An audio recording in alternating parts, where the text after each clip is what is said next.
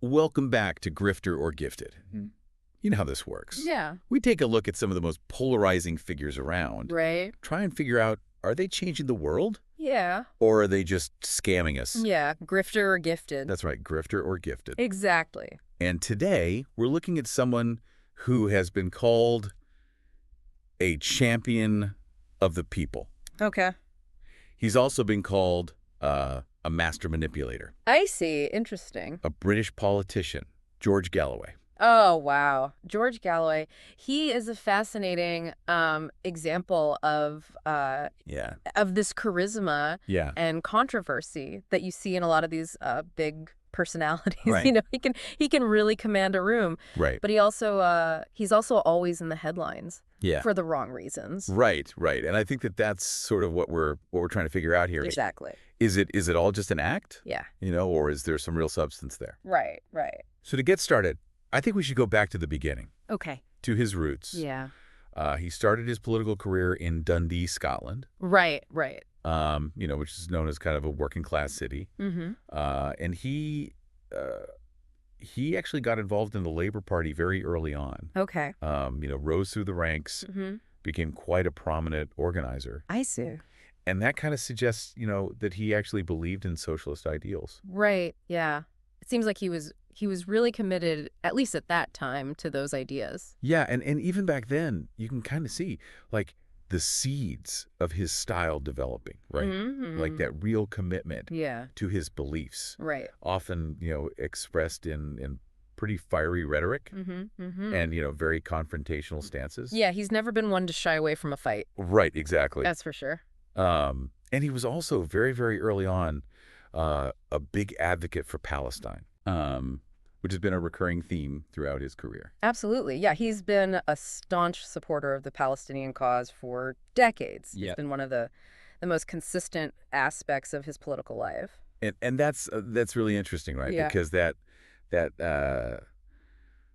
passionate, uncompromising approach, I think it's both his greatest strength and his biggest weakness. Yeah, definitely. I mean, it attracts people who really admire that kind of boldness. Right. But it can also alienate potential allies Right. if they find his methods a bit too extreme. Yeah.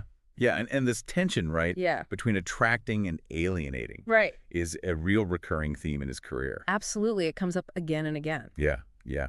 And one of the most controversial chapters in his story is the Mariam Appeal. Oh, yes. So, this is a charity that he founded to help Iraqi children who were suffering under sanctions Right, right. back in the 1990s. And, at first glance, it seemed like a really noble cause. Mm-hmm. And it got, tons of donations, Yeah. from people who were really moved by his speeches, Right. his pleas. Mm-hmm. But then the Mariam Appeal became the subject of multiple investigations. Oh, wow. Yeah. The Charity Commission, the House of Commons, even the UN got involved. That's pretty serious. Yeah. So what were they looking into specifically? Well, they were looking into the charity's finances Okay. and whether Galloway himself had profited from it. Right. I see. Some people even said that he was funneling oil money Oh, wow. from Saddam Hussein's regime through the charity. That's a big accusation. Yeah. So what happened? Well, now it's important to say that Galloway has always very strongly denied any wrongdoing. Okay. He says he never personally benefited from the Mariam Appeal Mm-hmm. and that all the funds went directly to helping the Iraqi children. Mm. And despite all these investigations, they never actually found any definitive proof Oh. of him personally enriching himself. I see. But they did uncover some inconsistencies Okay. and a lack of transparency Right. in the charity's financial records. Mm-hmm. Like, for example, there were large sums of money transferred without any documentation. Mm-hmm. So it was really hard to track where all that money actually went. Yeah, that makes it difficult to really know what was going on. Right. It's kind of like, that saying, Yeah. where there's smoke, there's fire. Right. Right. But in this case, we don't know if it's like a controlled burn Yeah. or a raging inferno. Right. You know. Yeah, you can't really tell from the outside. Yeah. Whether it's a small problem or a big problem. Right. And that ambiguity just makes it incredibly difficult to figure out what his real motives were. Absolutely. Was he genuinely trying to help these children, but just got a little sloppy with the bookkeeping? Yeah. Or was there something, more deliberate going on, Right. something more sinister? Right. You don't really know for sure. Yeah. And that uncertainty Yeah. really stuck with Galloway, It did. even as he went on to fight his next big battle, Right. which was the 2003 invasion of Iraq. Yeah. So, this whole controversy with the Merriam Appeal, Yeah. it definitely cast a shadow over Galloway. Right. But, he didn't shy away from the spotlight. No. In fact, he jumped right into another huge fight, Yeah. the 2003 invasion of Iraq. Mm-hmm. He became one of the most outspoken opponents of the war. Right. In British politics. Yeah. He was very, very critical of Prime Minister Tony Blair at the time Mm-hmm. for his decision to join the U.S.-led invasion. Yeah, he was really fiercely opposed to that war. He was, and his opposition, it did align with a lot of the British public, Mm-hmm. but he was particularly, fiery All right. in his criticism. Yeah. He even accused Blair and President Bush of war crimes. Wow. And he went so far as to urge British troops to disobey orders to invade Iraq. Really? Yeah, That's a pretty extreme stance. it is. To take. He called them illegal orders. I see. And, a lot of people saw these comments as inciting mutiny. Mm-hmm. And ultimately, he was expelled from the Labor Party in 2003. Wow. So they kicked him out Yeah. for those comments. Yeah. Yeah. They accused him of bringing the party into disrepute. I see. So this was a really pivotal moment for him, right? Oh, yes. I mean, this expulsion, Yeah. it kind of solidified his image Yeah. among his supporters, Ah. as this brave truth teller, Right. someone who was willing to sacrifice his own career Yeah. for what he believed in. They Yeah. saw him as a victim of the establishment, Mhm. trying to silence dissent. Right. But his critics, on the other hand, Yeah. they saw this as confirmation of their suspicions about him. Mm-hmm. That he was reckless, Right. that he was willing to exploit any issue for his own gain. I see. They questioned whether his inflammatory rhetoric Yeah. was really helping the anti-war cause, Right. or if it was just about boosting his own profile. Yeah. So it's like, was he actually helping the movement or was he hurting it? Right, and that's the question, right? I Mhm. mean, his speeches definitely resonated Yeah. with a lot of people. Right. But that extreme language may have also alienated some potential allies, Mm-hmm. and it might have even made it harder to build a broader coalition against the war. Right. Yeah. It's that fine line between principled dissent Yeah. and just grandstanding. Right. Just trying to make yourself look good. Right. And that's what we're trying to decipher here. By Is it principle Yeah. or is it self-promotion? And Galloway seems to dance around that line constantly. He does. But he wasn't deterred by being expelled from labor. Okay. He went on to form his own political party. Oh, wow. Really? Yeah, the Respect Party in 2004. Okay.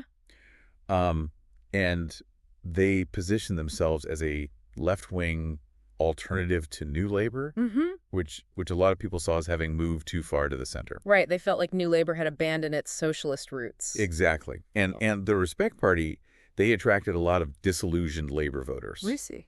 particularly British Muslims who felt abandoned by labor support for the Iraq War. Okay. The Respect Party promised a more authentically socialist platform Mm-hmm. and a stronger commitment to social justice. Right.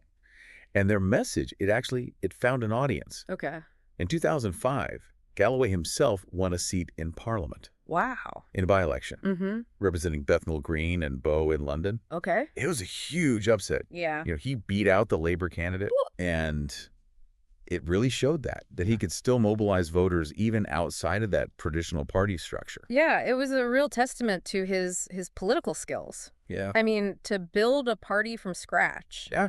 And win an election like that, Yeah. it's pretty impressive. And his victory speech Mm-hmm.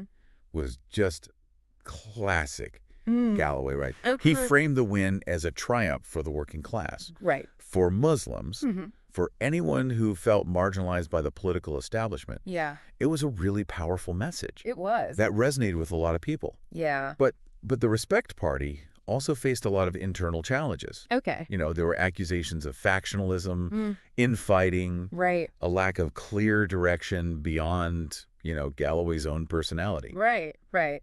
So it sounds like they had some trouble kind of building a cohesive movement. Yeah, and one of the big challenges was that they struggled to expand beyond their core supporters.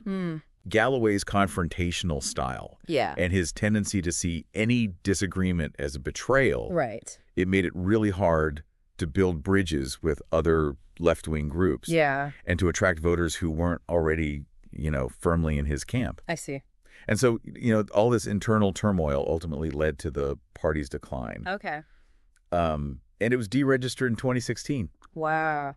And, it left behind a legacy of unfulfilled potential and a lot of unanswered questions about Galloway's ability to actually build a lasting political movement. Right. So this raises the question again. Yeah. Of grifter versus gifted. Right. On the one hand, Yeah. the party's initial success, Yeah. it shows that Galloway is a really talented politician. Right. I mean, he did all those things. Yeah, he did. He built a party, he won an election, Yeah. he gave a voice to people who felt ignored. Yeah. But but then Yeah. the party's downfall also shows his limitations. Yeah. That inability to compromise, that divisive rhetoric, Yeah. the struggles to build a team. Yeah. It all undermined the party in the long run. Right. Right. So was the Respect Party, a genuine attempt to create a more inclusive, authentically socialist movement, Yeah. like Galloway said? Mm-hmm. Or was it just a vehicle for his own ambition, Yeah. a platform for his brand of politics? Right. It's a question that we'll keep grappling with as we go forward Yeah. in our deep dive into George Galloway. That's right. Stay tuned for part 2, where we'll look at his return to Parliament, Okay. his controversial appearance on Celebrity Big Brother, Oh, wow. and dig even deeper into these allegations that have swirled around him Interesting. throughout his career. I can't wait. Yeah. Yeah. Welcome back to Grifter or Gifted. So as we kind of dig deeper into Galloway's career, Yeah. you start to see this pattern emerging, Mm-hmm. like flashes of real brilliance, Yeah. but then followed by these self-inflicted wounds. Mm. It's almost like he's allergic to playing by the rules, Right. even when it might actually help him in the long run. Yeah, it's interesting. Just take his return to Parliament in 2023. Oh, yeah. I mean, he wins this Rochdale by-election, Right. a seat that was previously held by Labour. Mm-hmm. And he did it by tapping into this very specific sentiment among the voters. Okay, so how did he pull that off? Well, he ran on a really strong pro-Palestine platform. I see. And he really capitalized on the disillusionment Mm-hmm. and anger Yeah. that a lot of people felt, Right. particularly within the Muslim community. Yeah. They felt like the mainstream parties weren't doing enough to support Palestinian rights. I see. And Galloway presented himself as the only one who was actually willing to stand up for them. Right. So he positioned himself as kind of the true advocate Exactly. for their concerns. And his campaign was really interesting. Oh. It was like a masterclass in targeted messaging Mm-hmm. and grassroots mobilization. Yeah. He kind of bypassed the traditional media Right. and relied a lot on social media and direct outreach Mm-hmm. to connect with voters who felt like the political establishment was ignoring them. I see. So he really went straight to the people. He did. And it worked. It did. But of course, there was Oh. controversy. Well, there always is with Galloway. Well- So what happened this time? Well, there were accusations of intimidation tactics Mm-hmm. and using divisive rhetoric. Right. And critics said that he was exploiting existing tensions within the community I see. just for his own political gain. So it wasn't just about the campaign tactics this time. No, it wasn't. There was something else. There was his views on social issues, Okay. particularly LGBTQ plus rights Right. and abortion, drew a lot of criticism. So what were his views on those issues? Well, he's consistently opposed same-sex marriage, Mm-hmm. and he's made a lot of statements that people consider homophobic, Right.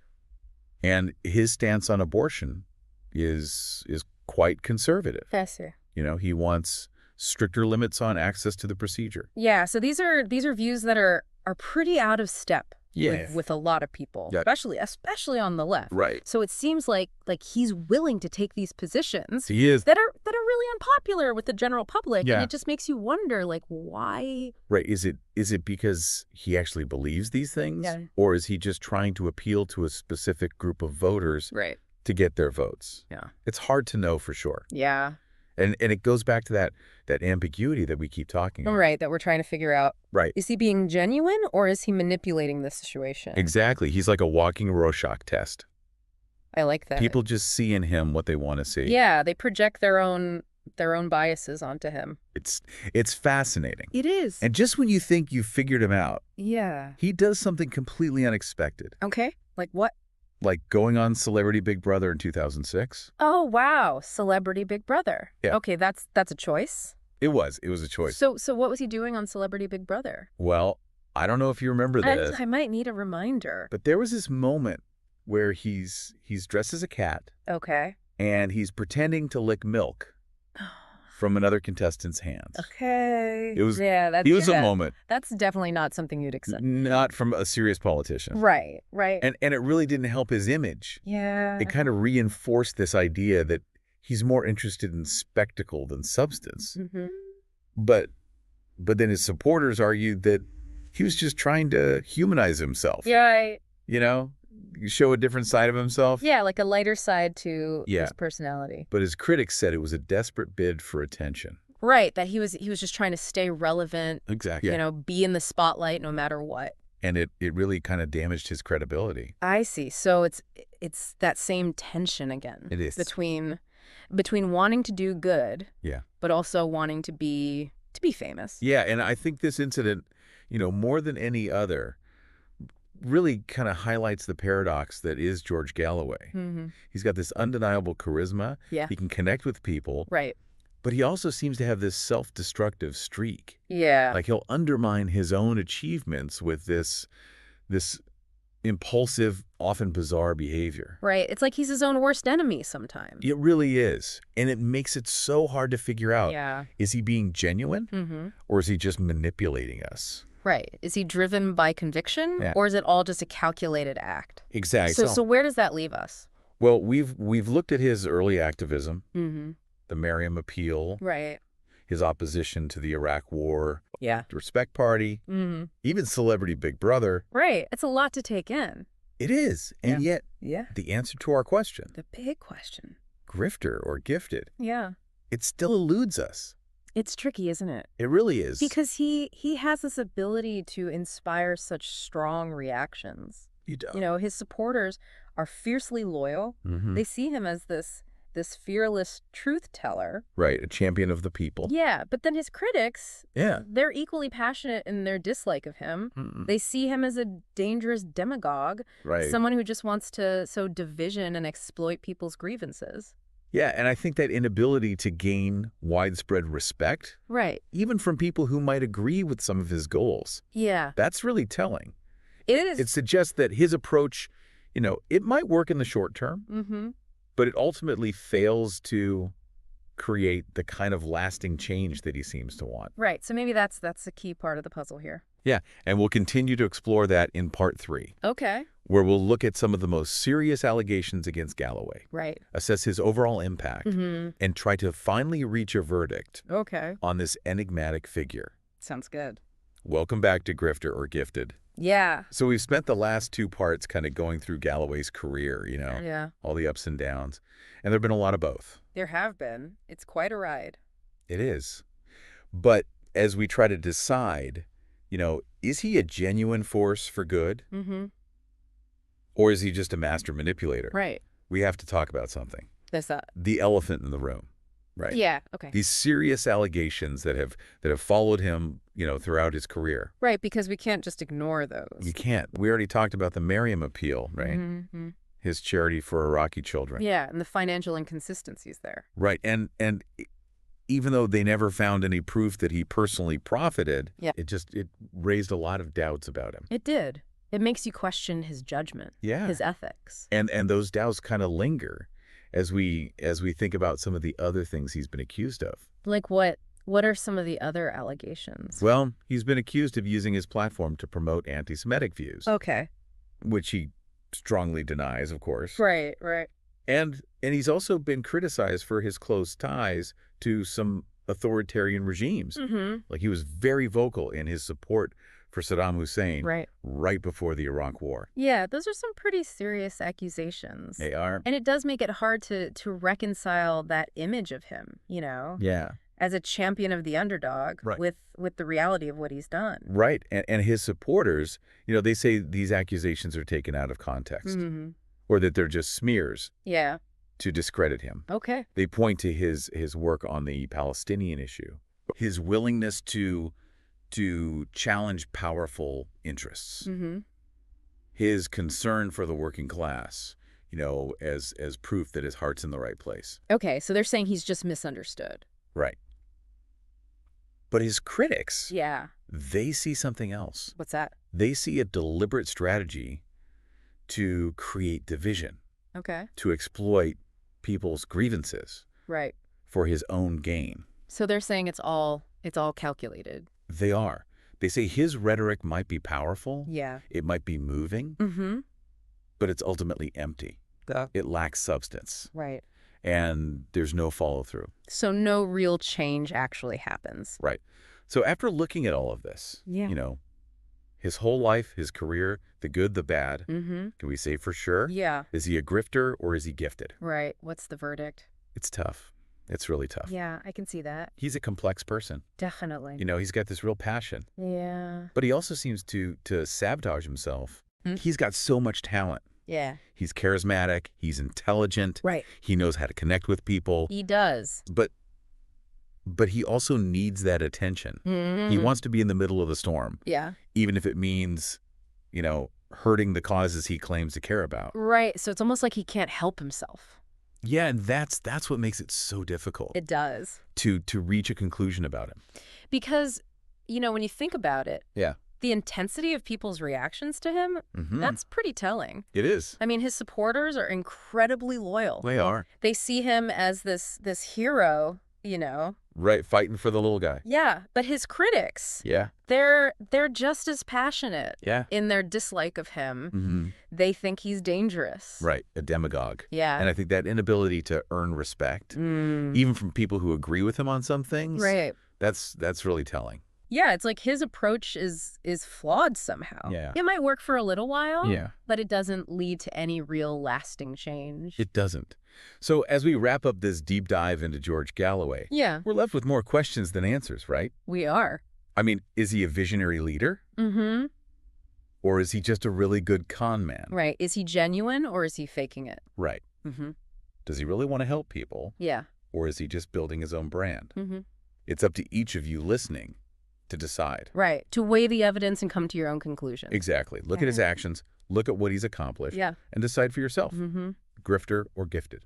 Big question. And maybe that's the most important thing to take away from all of this. What's that? In a world where charisma and controversy are so intertwined, Yeah. it's more important than ever to think critically. Absolutely. To be able to tell the difference between a true visionary and someone who's just really good at conning people. Right. Because the wrong choice can have serious consequences. It can. It can lead to misplaced trust, wasted resources, Yeah. and even make the problems we're trying to solve worse. It can. So the next time you come across someone charismatic, Yeah. someone who promises to change the world, think of George Galloway. Yeah. Look beyond the fancy words. Yeah. Look at what they're actually doing. Right. Ask yourself the tough questions. The tough questions. Yeah, That's how we navigate this world of power and influence. it is. Well, that wraps up our deep dive into George Galloway. Yeah. Thanks for joining us on Grifter or Gifted. Always a pleasure. Until next time, keep questioning, keep digging, and keep searching for the truth.